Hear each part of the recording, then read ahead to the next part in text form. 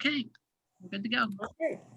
Okay, well, we will welcome everyone to the Finance Committee meeting, March 15th, it being 6 p.m. or somewhere right around that. We'll get started. So I would be looking for a motion to approve the meeting minutes of February 16th, 2021.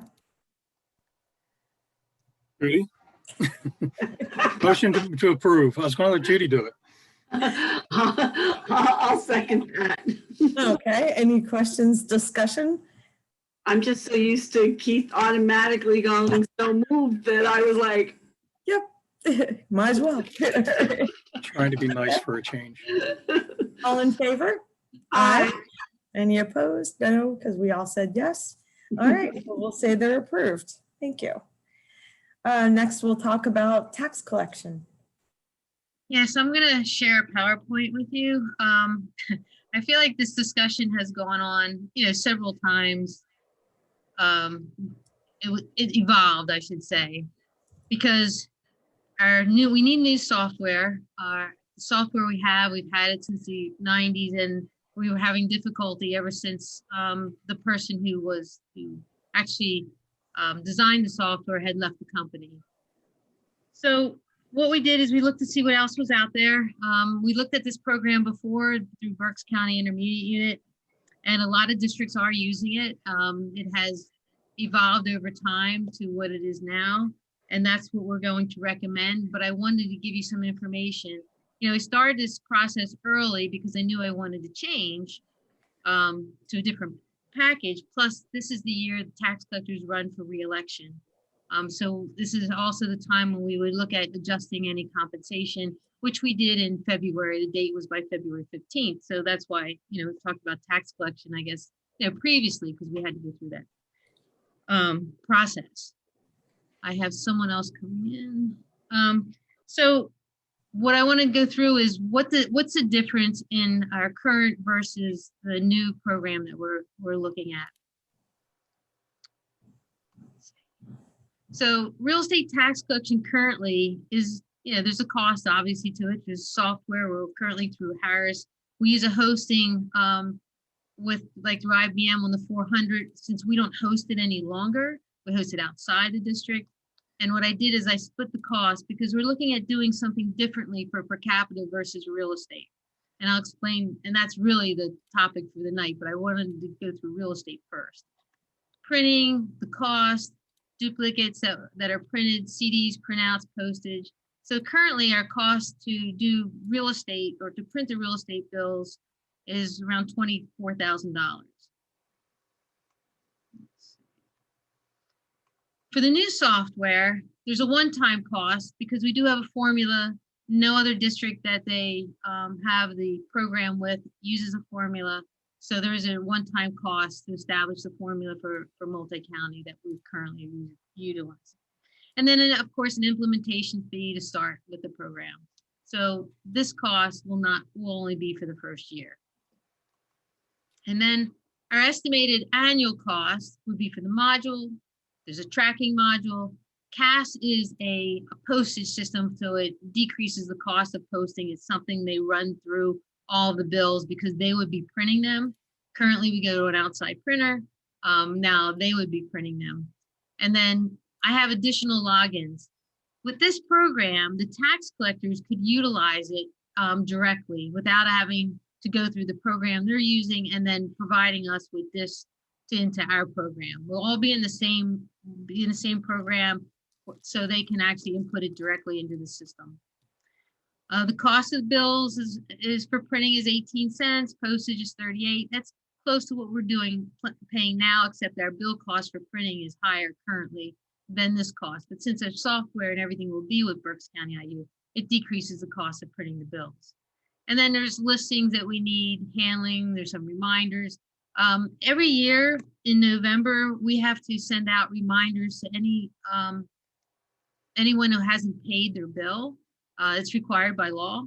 So there's a fee in there to account for that. Currently, we do that in-house in the district. So this will save time on staff on my staff, so give them opportunities to do other projects. The total annual cost and one-time cost, and I listed here this Uh-oh, something's not showing. Apologize. It's just not on my screen. So the savings for year one is 3,122, and after year one, our savings will be a little over $8,000 by switching to the software. Is this? Sorry, I'm just trying to. All right, is that better? All right. That's good. Okay, sorry about that. Per capita. Now, this is what the main topic, because as I said to you earlier and in probably the previous meeting, when I met with the tax collectors in January, and the subject was changing our software program, and then the tax collection compensation that we would be passing in February, they brought up that they didn't want to collect the per capita. There were 6 of them out of the 7 on the call. I said, well, I'm sorry, it's not a tax that we can, lose the revenue from. But I would look at some other options. As a collective group, they expressed that they would like me to look further. Since then, and one of them wasn't on the call, wasn't able to attend that meeting.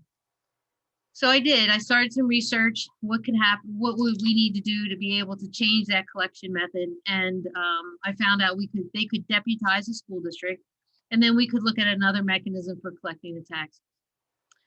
Currently, the system that we have now, which I was going to change anyway, I could go with the BCIU, but it's a lot more expensive than what I'm going to recommend. So, and since we're not going to have the tax collectors collected, that program wouldn't be a good match. So currently we pay Harris for the per capita. We pay this is the other half of the hosting fee. Half of it is real estate, half of it for per capita. Printing of the bills, it's a cost, and CD printouts, postage, and as you can see, that costs around $21,000. Now, what I didn't show was what I paid for real estate is what I paid the tax collector. I'm going to have them continue paying that. They're collecting. I will pay them in accordance with our agreement. But this is if they deputize the district, this is the savings. This is what I wouldn't pay out to tax collectors. Currently, our collected bills are 12,176 bills that we've removed and bills outstanding. The reason I list that is we pay them $1.50 for collected bills and $1 for uncollected bills, ones that are outstanding or ones that are removed that they really don't, really haven't had to process. So currently, which was a little bit of a surprise to me, I didn't realize it would come to that total. Total of the software, printing, and compensation is $45,000 to collect our per capita tax. Now, on our per capita tax bill is also the municipal tax. We have never assessed them any fees for adding that to our tax bill.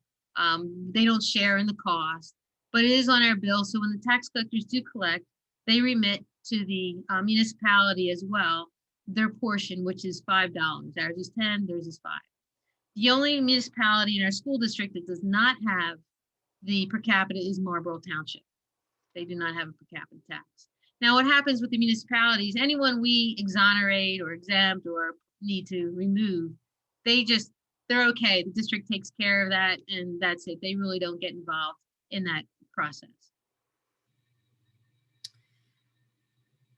So what I'm recommending, and I hope to put on the board agenda coming up in 2 weeks from now, if the finance committee would support, is to move to Berkheimer to do the collection.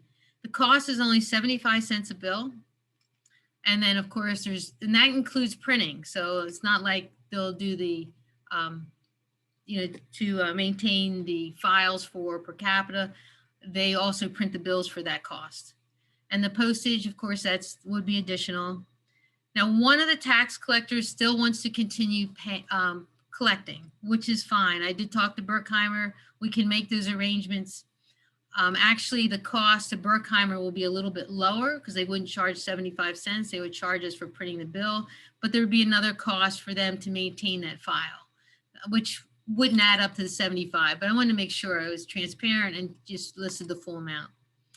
Payment to the one collector, if for this one municipality, one of the boroughs would be about, the amount listed around $2,500. So if I add that together, total software, printing, and compensation is $22,000. The district will save in the first year $22,000. So it's almost half the cost of what we're currently incurring. As you can see, it's significant, and 6 of the 7, they have already signed off their forms to deputize the district. So the next step would be the board to accept that. You don't have to accept it if you don't want to go through this process and the switch to Berkheimer. The board could just not accept that deputization, and then it would fall back on the tax collectors. But I do have it signed by all 6 of the other municipalities. Now, the reason I want to discuss this tonight, just for this reason, is to receive a recommendation from the Finance Committee, but also I would like to inform the municipalities. I have not reached out to them at this point. Reason being, it's really up to the tax collector. They have the ability to deputize whomever they want.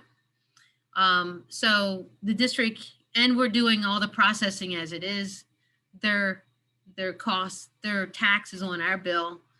So I thought if the Finance Committee decides to recommend us to move this forward, I have a letter prepared, which I did put in the SharePoint, to the municipalities, basically stating that the intention of the district is to, if it is, to approve the deputization, and that we would move forward with Berkheimer. Now, actually, the process will be actually simpler because currently, as you know, Berkheimer collects the earned income tax for all of us. I mean, that's required by law when it passed back in 2009, started in about 2010, 2011. So they would use basically the same format, same process as far as depositing. As when I talked to Jim Hunt, it was about twice a week that they would deposit in the accounts. So the process would be very efficient. The other, which I'm excited about, is the opportunity to use Berkheimer. Right now, it's difficult for us to keep the census file, at least, getting the information. We get the changes from from registrations and from when properties change, but we don't utilize the earned income tax, which Berkheimer has. So they will be able to be able to add and take individuals off more readily than we can. So we'll work with them. We'll provide them information. I would hope I can get some, some of the municipalities have a landlord-tenant ordinance, which we do get sometimes. So hopefully we can, meet with them and make sure we get that information so that we can keep that file up to date. As you know, in the past, we've had some difficulty of people who have passed and not removing them or quickly as possible, or they're in for the following year when they should have been taken off. So we've had trouble with our software. We're not quite sure what has occurred because we could track back. They were removed that year. So I'm looking forward to this being a more efficient process. Makes sense to me. Okay, I was going to say, any questions on the tax collection piece? Why does Marlboro not have a tax? They don't have a per capita. That's their decision. They must feel that their real estate is enough. I don't know, because it's an easy one to collect since the district is collecting it, or since the district has the bill. But for some reason, they've dropped it. A lot of individuals look at, they used to call it, or probably still call it, a nuisance tax. But I think part of that is the processing. It's a nuisance when you have difficulty with it and collecting, and as we've had a lot of exonerations and moves and that's why I think going with Berkheimer, since they're doing the earned income tax for the entire county, will be a much more efficient system and hopefully more accurate records. But It would be nice not to have all those exonerations if we didn't have to. It would be nice. no, I mean, I'm sure we'll still get some individuals that move, but they'll have a better track on where they move to. Yep. So if they're out of the area, fine. If they're within the area, that's another thing that has occurred with our system. Sometimes people move within the school district, so then they get billed twice, in each borough or each municipality, and then we remove one of them. So that won't happen, I think, with the change of the system. So the major talking points for this, Sandy, are: one, we're saving money. 2, 6 out of the 7 tax collectors don't have an issue with it. 3, the old software is terrible. It's true. Berkheimer will do well for us. It's true. There's one other point, but I don't know how their compensation plans are for their tax collectors. We could be saving all those 6 municipalities money because they won't have to pay the tax collector for collection of the tax. Now, I do know I spoke to 2 of them and I asked, well, what do you receive from your municipality? And they get 5%, which is like 25 cents. So I'm not saying it's a large savings, but it would be a savings. Now, the only one that expressed concern, Pennsburg, they did speak to their borough, someone in the borough, and they said they were going to bring it up at a workshop, but it really doesn't affect them because the tax collector's responsibility is to collect the tax. And if they deputize the district, that's under their purview. So I think it'll be a positive. So I hope they see it that way. They're not, Pittsburgh, well, the municipalities aren't losing any money itself. It's No, only the tax collectors who are losing income from the collection. correct. Yeah, that's a non-issue as far as I'm concerned. Judy, I can't see you, but if you have something else, if you had anything to add. Did you say Judy? Yeah. I just couldn't see No. you. No, I understood everything. So Okay. Okay. I think we should definitely move on it. You know, anything that saves us money. You know, Yep. if we save 20,000 every time we meet as a committee, I'd be happy. Yep. That's all right with me too. All right. So can we tell Sandy to go ahead with that and put it on the agenda for next time? You guys go with that? Recommendation. I think that's a good idea. Yes. Okay. All right. Me too. Great. How's that? So Thanks, Sandy. at the workshop, what I'll do is I'll have first ask the board to approve the deputization for the 6 municipalities. Then I'll ask for a motion to approve Berks County Intermediate Unit as the collector for real estate or for the program, and not the collector, but for to move to their program. And then the third would be to basically approve Berkheimer for the processing and collection per capita. Sounds good. Thank you, I appreciate it. Sure. The next item, Dan's gonna handle on the T-Mobile hotspots, which he and Jim worked on, and it's very exciting. So Dan, you're on. Sure. Well, we just wanted to give the committee an update on what we're doing as far as hotspots and providing connectivity for families in need. So a little background on this that you may or may not be aware of. We've been doing this coming up on about a year now. Back in the end of March of 2020, when the lockdowns began, we realized very quickly that we were going to need to do something to ensure that our students had the connectivity that they needed to really get the education that they needed. Primarily, this was a special ed focus at first. There were roughly 6 to 10 families that we wanted to focus on. And we quickly realized, as you can see from March 25th to March 31st, how it kind of increased exponentially from a need of 10 hotspots to an additional 30. As we continued through the summer and restarted the school year, we started getting other requests for hotspots. And so we've started moving in that direction with providing them to families in need. So as I said, originally they were for primarily special ed to make sure that we were providing FAPE to those students.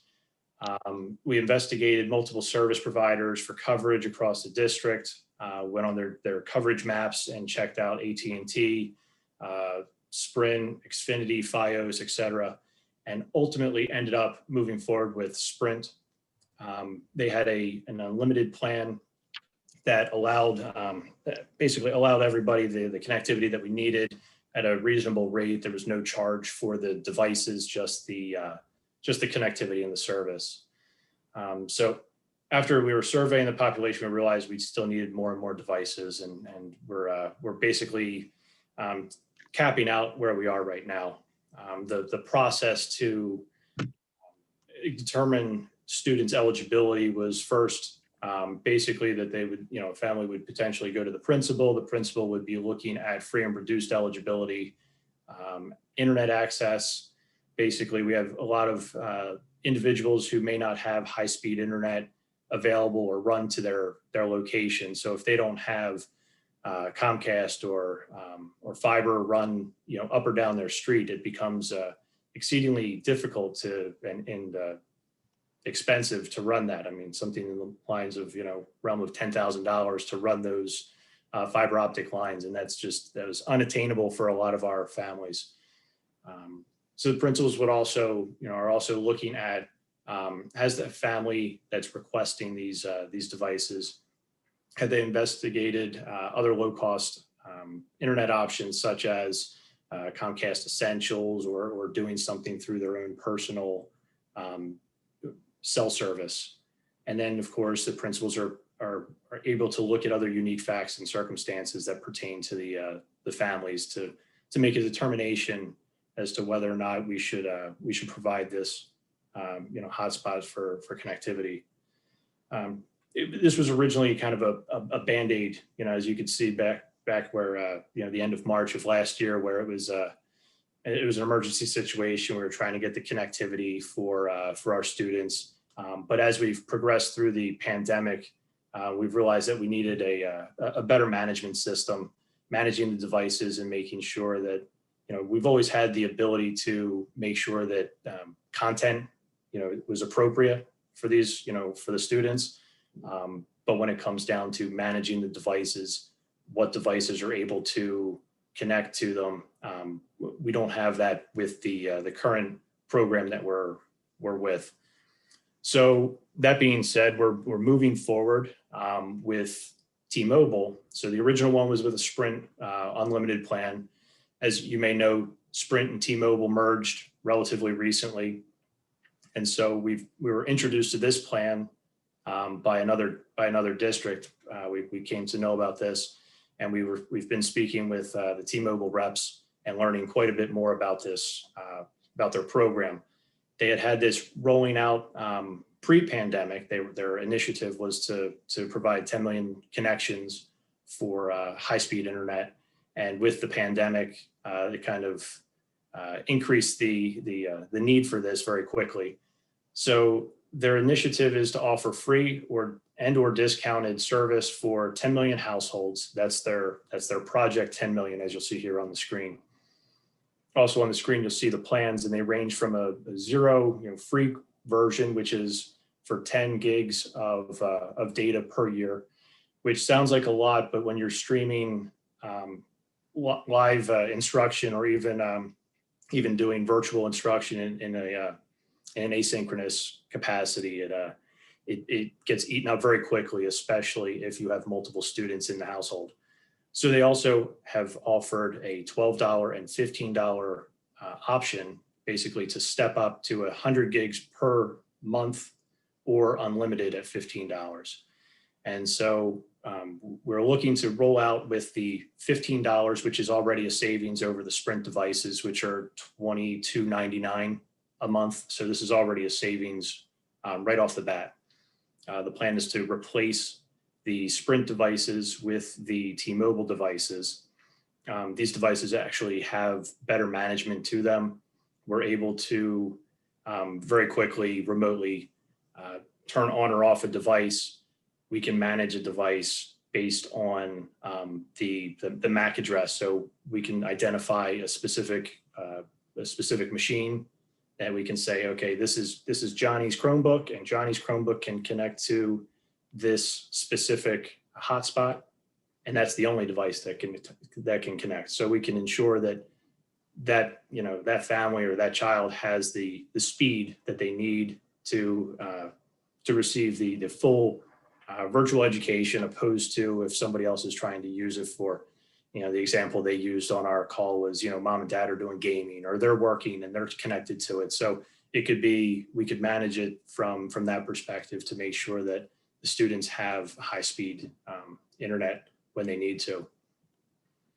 So the district applied and received the approval through this project 10 million, and we're planning to move this forward. If possible, or it is possible rather, that we start with the $15 plan, which is unlimited. And then, as you know, we're coming up toward the end of the year in June, we can actually bump that down. So we don't need to incur the $15 charge over the summer. We can bump that down to the free version and basically turn it back on come the end of August, early September. That way we're not paying $15 for, currently we have 55 devices out there with our Sprint devices.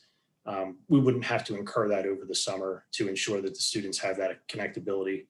That being said, if we do have some students that are partaking in any kind of lost learning or any kind of programs, we could keep that on. So it'll depend on a need basis. And we're going to be in close contact with our families to make sure that they have everything they need.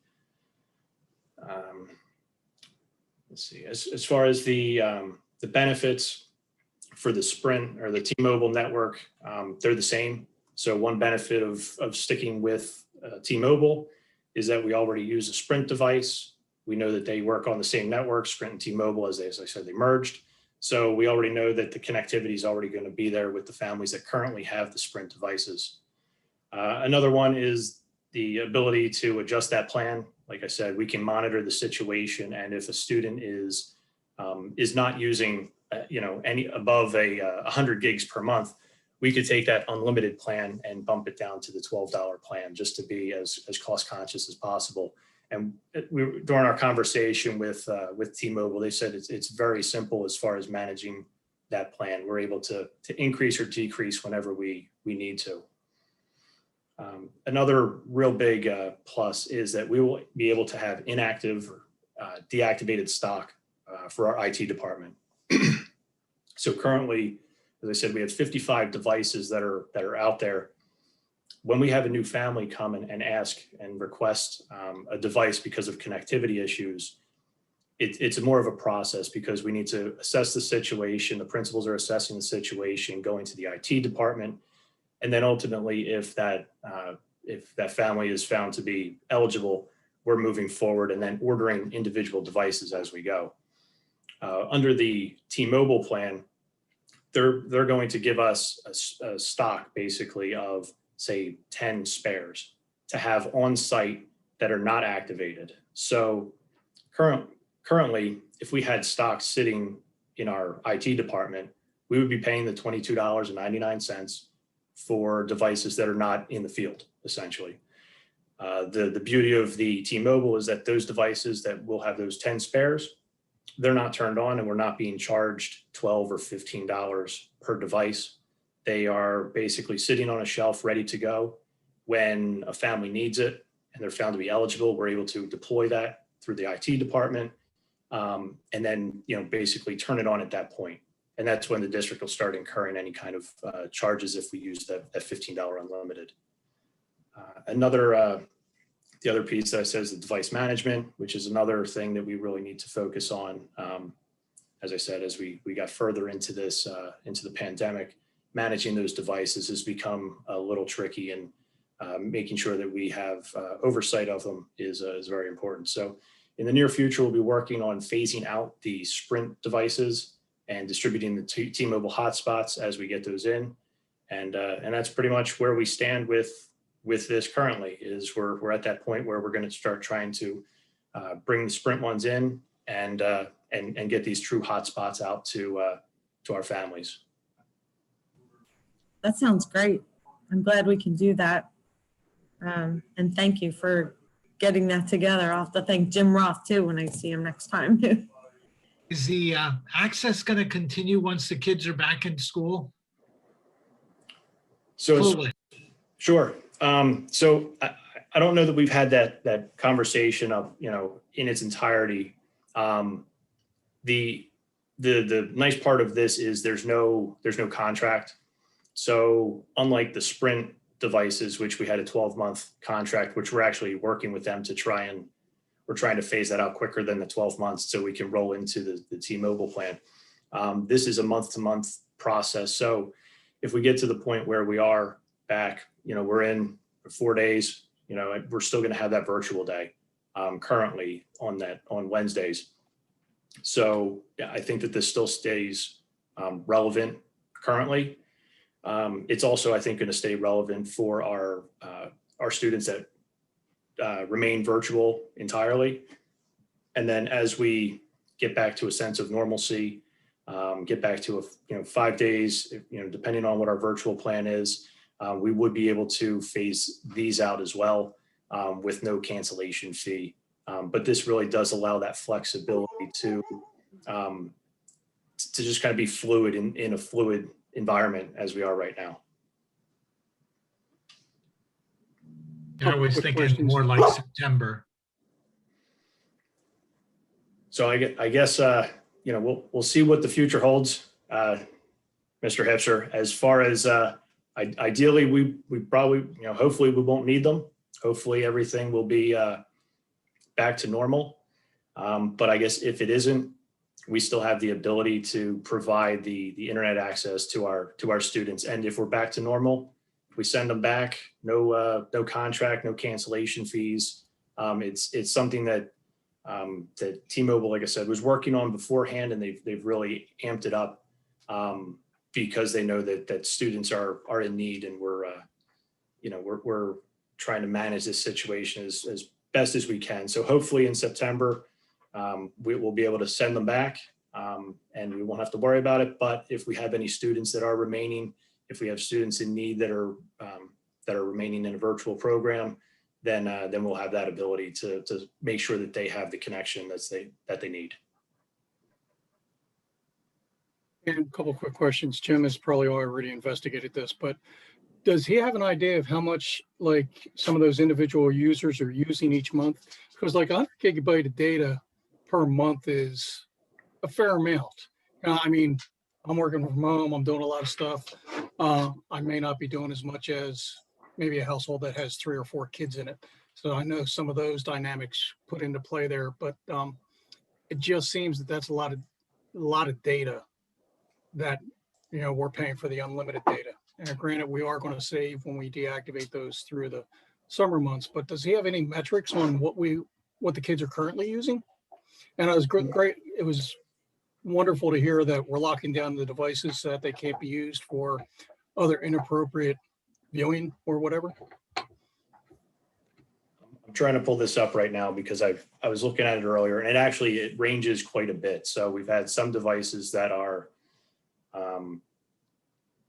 sorry, let me pull this up, that Just using to quite a bit pop of in data. here, And there are also some that are using, I'll say next to none. So for instance, there's, if I'm going through the list here of our current devices, there's 7 gigs, 31 gigs, 156, 521, 132. So it kind of runs a wide spectrum.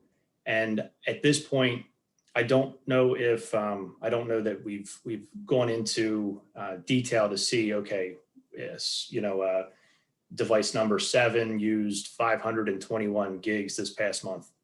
Well, what happened? I don't think that we've really dove into it quite to that extent. And I think that part of that is the management side of the hardware.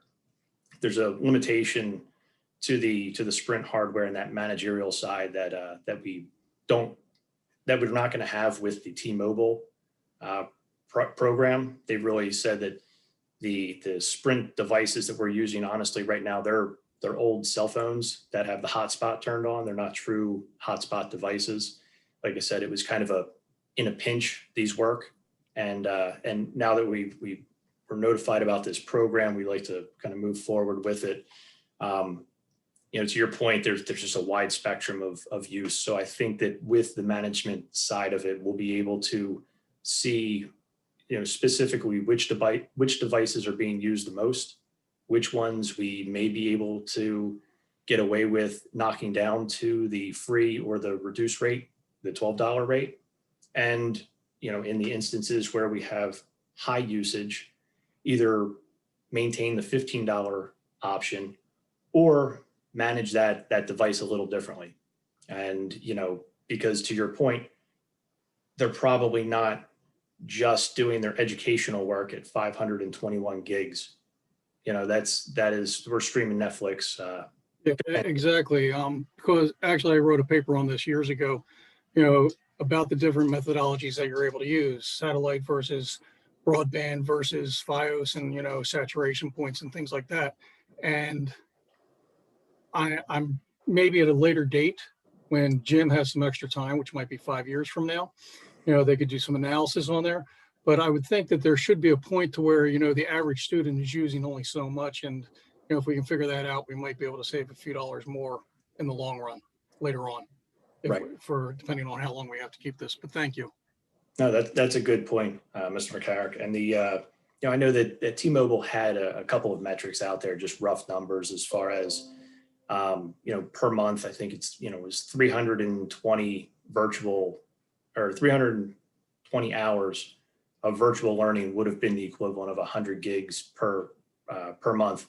Although I know that that's going to be skewed based on the, you know, what the students are actually doing virtually. So it's kind of a tough thing, but that's something that I'm sure that's going to be on Jim's radar to monitor these, you know, these usage numbers.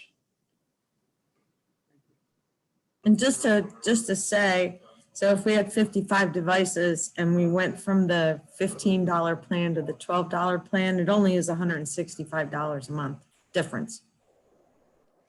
Yeah, and the big factor, I think, is trying to manage down to that free version, especially over the summer. And to your point, you know, the $3 difference between 100 gigs and the unlimited, it's kind of that balancing act. Is it worth paying the extra $3 to kind of hedge our bets? Because if a student does end up exceeding that 100 gigs, those overages tend to be pretty pricey. This is already a savings on, you know, compared to our current Sprint devices, which I said are roughly $23. So going from $23 down to $15 right off the bat is a nice savings. And then hopefully we can manage that down, especially, like I said, we didn't have that ability over the summer to basically turn them off or turn them down to 100 gigs per year, the free version. So it's going to be nice to have that ability going forward. Anybody else have any questions? Keith? Judy? Okay, Good, thank you. thanks. Thank you. Well, I think it's a great idea. I mean, we have to keep them connected, which everybody knows if you have a slow connection or no connection, you can't do your work. So I think that's a pretty, I mean, Put that's this on to Dan, Sandy, do we need to give you authorization to do anything else? Or is this still in the planning phases? No, no, it's in the planning phases. It'll be part of the budget though, but obviously we need to move forward because we need to be able to provide that educational component to students who aren't able to have that connectivity. So we're looking, as you know, as Dan said, to reduce our costs, but we want to make sure you are informed of how this is operating. And again, they're still going through the process because of course we want to make sure those who really need it and obviously can't afford what they have at home, that we can provide that opportunity. So I would say it's part of the budget that you'll be approving. No, I think it's a great idea, and I think that's excellent. I mean, that makes a big difference. $23 down to $15, and it's unlimited and changeable and more manageable for us. I think that's a win all the way around for us and the kids. Part of something that Keith mentioned a little bit is when the school district provide opportunity for the internet access, it has to be filtered. So there is a filter on there.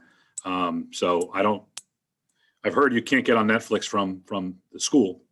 I'm assuming that may be the same because once you get in there, you have certain unfiltered content. So it's very strict in terms of accessing the internet through. It's not the same as what you have at your house, the communication and the access that was being provided here from the description that Dan gave.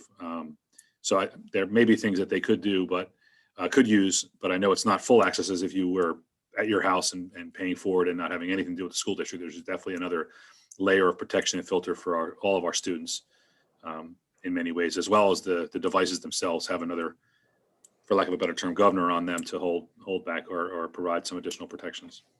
Yeah, and that was, Alan, that was a good point. That is true for the current hardware, current Sprint devices, and it will be true also for the T-Mobile devices.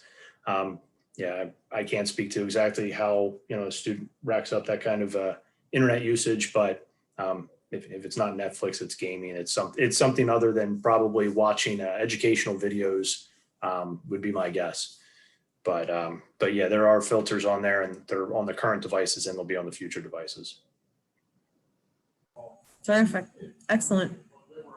I always wondered about that amorphous hotspot thing that we dealt with. I knew we had it. I just didn't know a lot about it. So thank you.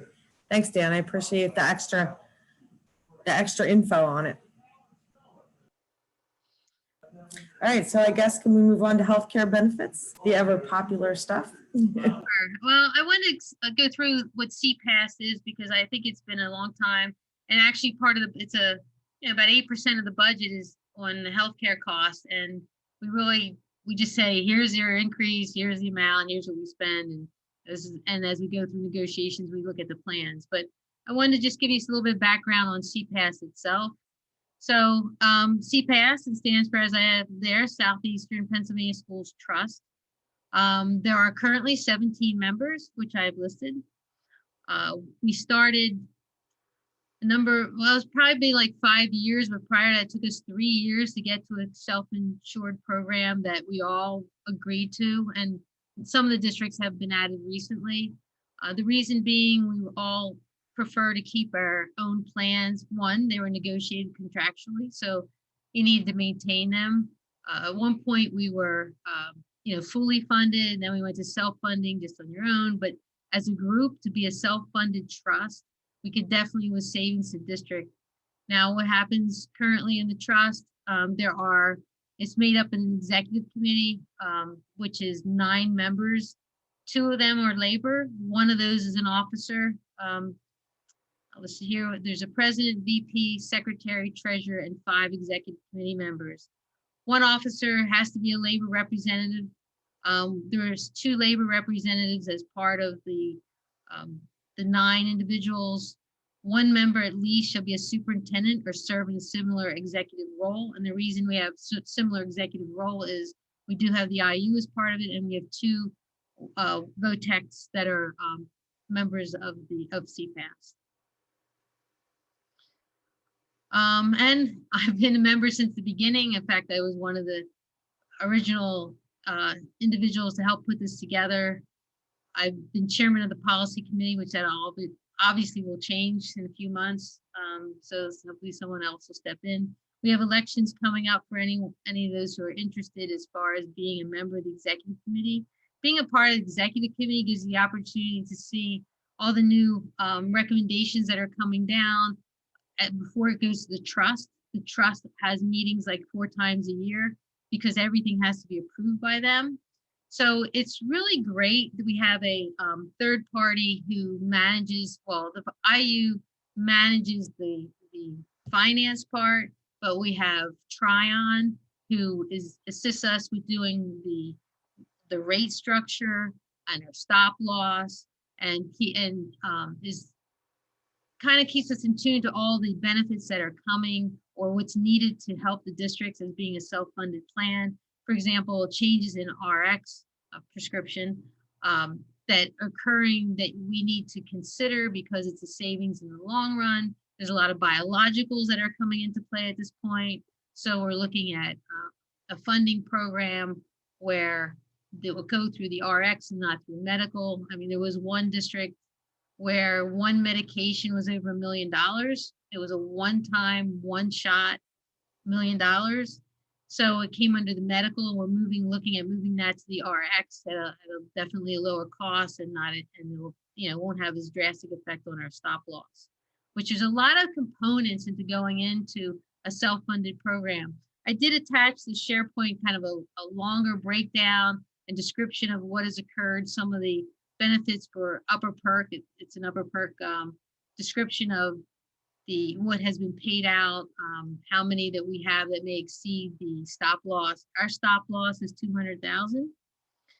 I chose to keep that. Some districts are 300,000 that feel that they can afford it more readily. The districts our size, I think, have maintained the 200,000. It does cost more, but then if you have any claims over 200,000, it's picked up by the stop loss. And we have had a few. So currently, our district membership is 322. We have two plans, and this is something that I think we need to look at more carefully in the future. We switched from our PC 310 plan to a POS plan, thinking that we may receive more participation because it's a little bit lower cost in the 310 plan. Well, that didn't occur. So we only have 3 people in the POS plan. Almost everyone else is in 10, 20, 70. So I think moving forward in the future, we should look to adding another plan that may be a lower cost plan that maybe individual will be more interested in. Even though in these plans, as you can see, moving down, the contribution of the employees for the 10, 20, 70, it's a higher level of contribution. Professional staff is 16 and administrators and RX is 13. This district and the board has looked at reducing that cost for the support staff, recognizing that the income is definitely different than the professional administrators. That is unusual. Most districts, the percentages are the same. Healthcare is definitely a really positive benefit, especially in school districts where they usually have a higher level than some that, that receive it on if you were in industry. The POS plan, to encourage individuals to be part of that plan, the medical contribution is less. The RX is the same because the same RX program, whether you're in the 10, 20, 70 or the POS plan. So that's why that rate, that percentage contribution is the same. But we did reduce the percentage cost for the POS for contribution. It is a lower cost plan. So being a lower cost plan and a reduction in the percentage, we thought we'd have more individuals that may be interested because it's still a good plan. It ranks as actuarially, as I have up top, it's a 91% versus the 95% for 10, 20, 70, which means it has great benefits. Now, I wanted to list the rates we're looking at for 21-22. Medical increase is 5.2, but the RX was a decrease of 4.0. I have dental on here because some of the districts, only a few of us have our dental through CPAS also. It actually goes through Tryon. It's a self-funded program, and we did have a decrease of 3.5, but not all 17 districts have the dental program included. Some have vision included, we don't. So there is a few differences. It's the nice thing about CPAS, because you can have what you want for your district, whereas some trusts or consortiums have to be more consistent, limited plans, don't have the flexibility that we have for CPAS. And yet we have a really strong monitoring of costs and decisions that district can make as far as looking at to reduce your costs. Now, some of that we have to has to be negotiated, but in the last agreement, we were able to negotiate a few of the items to help reduce our costs. The overall increase, as you can see there, I have for the two plans is roughly similar. It comes out to, for our staff overall, about a 2.9% increase. Now, having said that, last year we had a decrease of 3.5. So self-funding has worked very well for us. So next year will basically be where we were 2 years ago, which is a great thing. So medical, RX, dental, and vision, combining all of them, the cost to our school district. So the professional staff and administrators, just to give you an idea of what their contribution level is for the year, based on the percentages. Now, dental and vision is very different. We only have a small amount of a contribution. It's not a high cost, they're not high cost benefits, but there is some contributions by staff. It's only 50 cents a pay for each of them. So you'll see that, like these costs between professional and full-time support isn't exactly half, because that 13 is for everyone. So everyone pays 13 for dental and 13 for for vision. Now, there is also an option, which I don't show it here because it's an option that the individual has to pay for if they have extended dental, if they're in a professional staff or full-time support staff. There is an option to extend to a higher cost dental plan, but they pay for the premiums for that plan. And the POS plan, you can see it's a little lower cost, but it hasn't been enough for people to join that program. So again, back to the drawing board, we have to look at other options that may entice individuals or to, create a lower cost plan so it's a lower cost to them that they might be interested. But, a lot of times, like our full-time support, the cost is relatively low considering the level of the benefits. And then here is what the district contributes. So, we talk about what the individuals contribute, but it's also very important to know what's the cost of the district. So when we hire staff, we talk about it's not just the salary, it's the benefits that go along with it, besides retirement, which is 34.94%. And we have the typical retirement, Social Security, but here's our medical costs.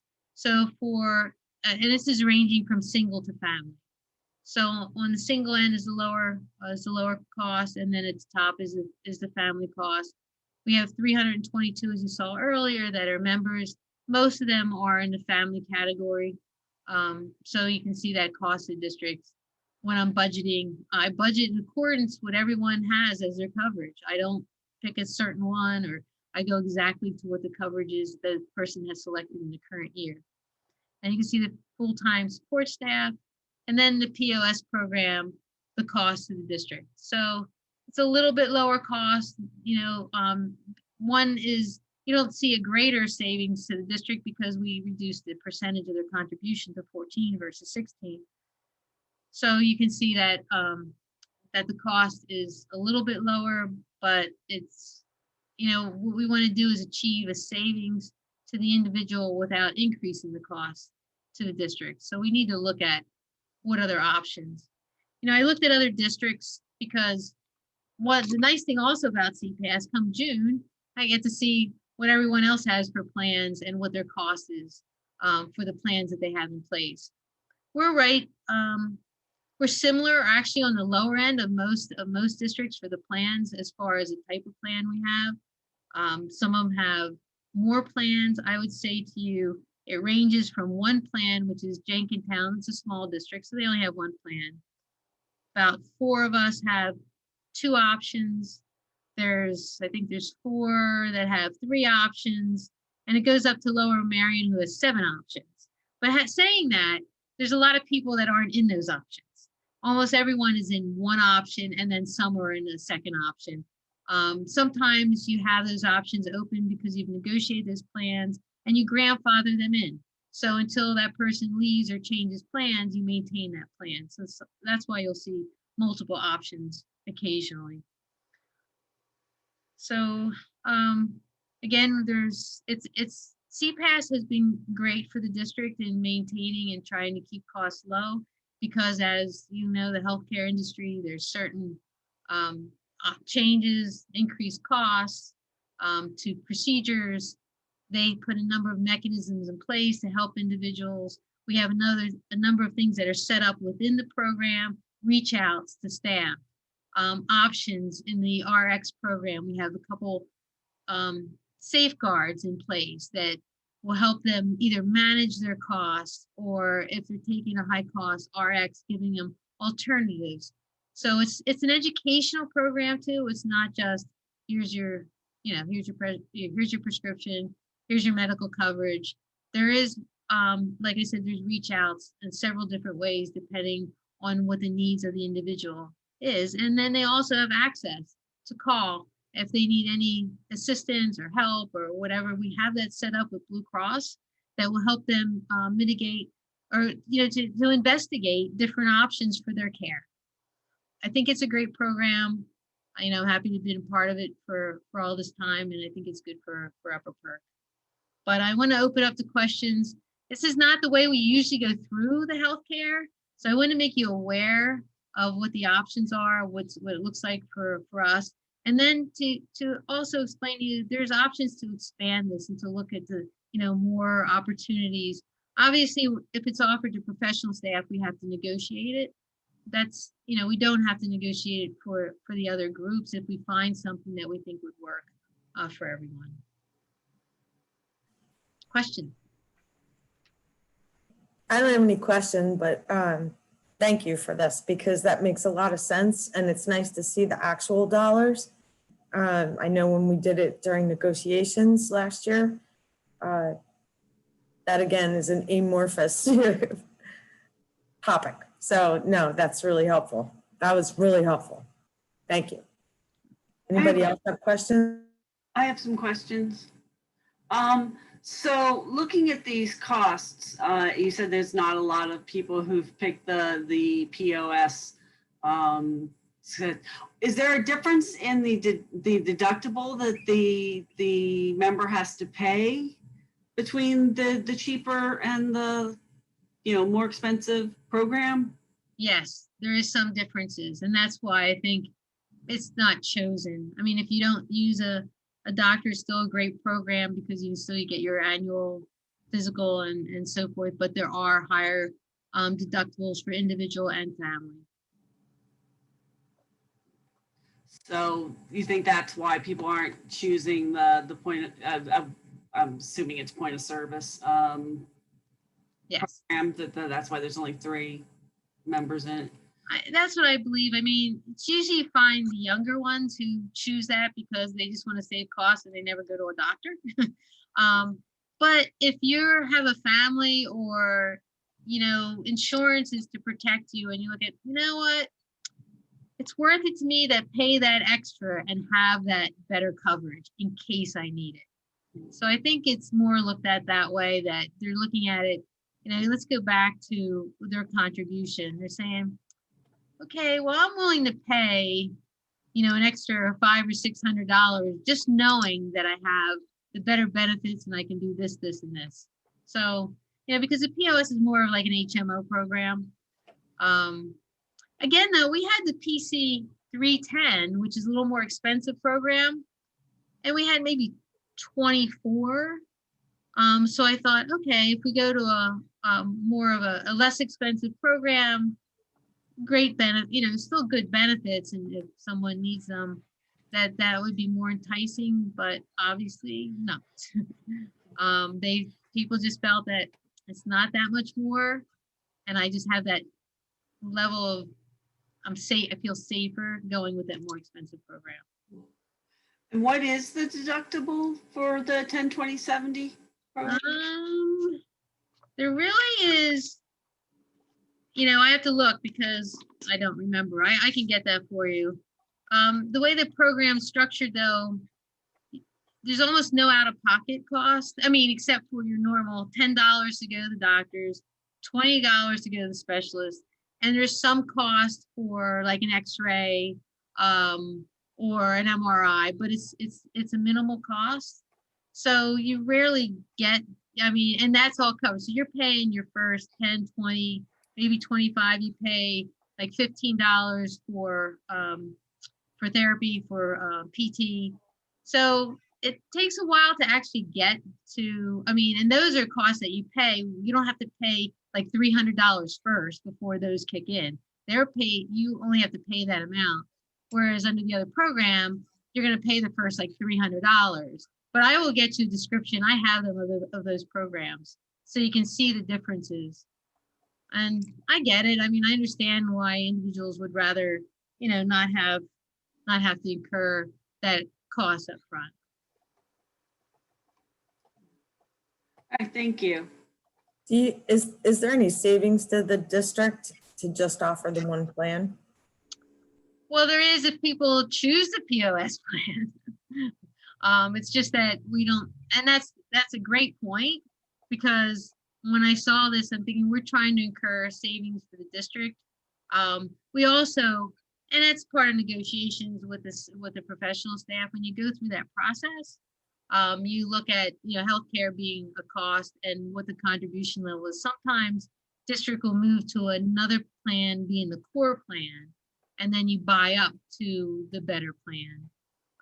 Whereas that's something you could look to maybe move to in the future. We have the better plan as our core plan. So what's in our professional agreement is the contribution for that core plan being the higher cost plan. So definitely would like to look. I know Mrs. Fisher and I are looking at other programs to at least to try to get something offered or maybe recommended to the district in the future. That may be a lower cost plan that would be enticing to individuals.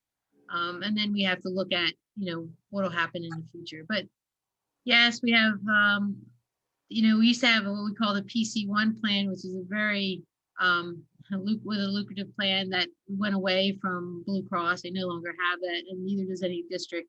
We grandfathered for a short time, but 10/20/70 is a great program offered by some districts. Some have a 20/40/70, so it's different. It's a higher cost. You can see the $10. What that signifies is that's for your primary care physician. 20 is for any specialist, and then the 70% is your percentage for out of network. What you would need to pay, or you pay 30, they pay 70. But I have to be honest, the network is huge, so it's very rare that anyone would need to use the out of network percentage. Anybody else have any questions? Yeah. Sandy, what's like the average yearly contribution what's the yearly average contribution, I would say, that an employee would have to pay for healthcare coverage? Like, I know what I pay each month, and yeah, this is it here. This is an annual cost though. that's an annual cost for somebody in that range. Yes, So they're well, paying, right. their bi-weekly payments are somewhere in that range. No, well, divided, like if I took the 3,187 divided by 26, whoops. 3,187 divided by 26 pay. So per pay, it's $122. Right. 60 Yeah, I cents. understand. That's what I wanted to clarify. Yes. That's what they would pay on a bi-weekly basis. So it's roughly $260 a month if we did it, differently. So 7 divided by 12, yeah, $265 a month. Yes. Okay, thank you. Yeah, this is nice to see it all spread out the way it should be. I appreciate that, and the stuff from the SharePoint too. Makes it Yes, nice. I did. I'm sorry about the long spreadsheet on the SharePoint, but I use that when I'm doing, once I get the second look grades, and then as you can see, I broke it out by each group at each level, and then you'll see a calculation on what I do for budget, because I take the contribution off the cost when I budget. I mean, I don't budget the full amount. I reduce it by the contribution level, because that contribution level goes against the cost that we incur. So that's only our amount in the budget. It's only the district's amount. Exactly. I don't want to overestimate the expense. So that's why I wanted to show you that long, crazy spreadsheet. If you have any questions, you're welcome. Just call me. The other thing is, I also put in the second look rate structure that came from CPAS. So you can see a lot of information on the district utilization, where the costs are. It gives you, I think it gives you some good background information, gives you the structure of each level also. So Okay. value. All right. Makes perfect sense. Anybody else have any more questions? I don't know who all's in our audience. I can't see. I see we had 9, so I can only see 6. So if you do, just unmute yourself and ask the question. Okay, I'm not hearing anybody. Could we just go, I know that's all we have on our agenda. Do we have any updates on, now that we've passed full day kindergarten? Or are we not ready for that yet? As far as costs and how to sustain them going forward? Well, we'd like to schedule another meeting when I finish the entire, I have costs for kindergarten itself, but it's not, I think you need to see the whole picture because Okay. that's part of, that's part of the entire instructional model. So, Dr. Roach and I were talking earlier about scheduling another meeting in early April before our next finance meeting. We were thinking maybe April 6th, if that is, could be agreeable. I don't know if Dr. Roach wants to weigh in. You're right on it. We talked about, getting a better budget number and being able to talk about the expenditure side, as you've already talked about revenue. And this was just kind of an update on the other couple of items that impact the budget, but we definitely need to have at least one on the expenditures, which I think last year, I think we had two on the expenditures just to kind of get through it in chunks to really see it with a couple new items. So at least one meeting in April, the 5th or the 6th we talked about, and then the normal one in April, which would give us two. Yeah, that was the initial conversation to have another meeting. And right now, there's no meeting scheduled the 6th or the 5th or the 6th. So maybe the 6th, and start it at 6 and see how far it goes. I think that's a really good idea. Judy, Keith, David. My only concern about the 6th is, aren't you guys going to be maybe a little exhausted after the first day of the craziness of all the students being back? Yeah. Yeah. But I think Sandy, the amount of time that when Sandy and I discussed those dates, she felt that's the amount of time that she needs to kind of close this loop up. I initially put in the 29th or 30th, but she said definitely by the 5th or 6th, she'd feel much comfortable having a much better handle on it. So either way. I just wanted to make sure because I have a feeling that's going to be a rather hectic day for you guys. So I just wasn't sure. It should be fine by 6 o'clock. Hopefully everyone's home and fed by 6 o'clock. I knew April 6th had a ring to it as something important. True. Yeah, but whatever. I mean, it's okay with me if it's okay with you guys. Like I said, I'm more concerned about you guys with just being mentally exhausted by 6 o'clock. Yeah. So if you're okay, I'm okay. That's All fine. right. Keith, are you good with it? I'm fine with it also. Okay, me As long too. as if the administration wants it, we'll do it. Absolutely. Yep, okay. Hopefully they won't have any kids sitting in the background waiting to go home.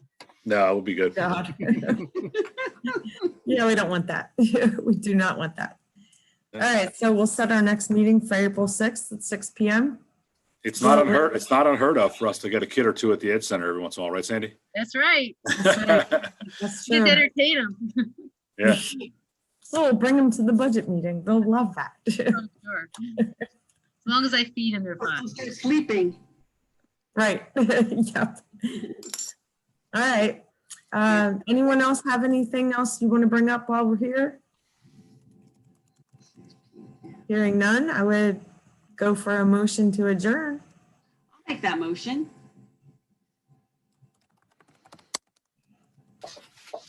Keith, you're going to second it or? I did second that. I'm sorry. Oh, I didn't hear Not you. quick enough. Sorry. Okay. Sorry. All right. I seconded it. Thank you. All in favor? Aye. Aye. Okay. All right. Well, thank you, everyone. That was very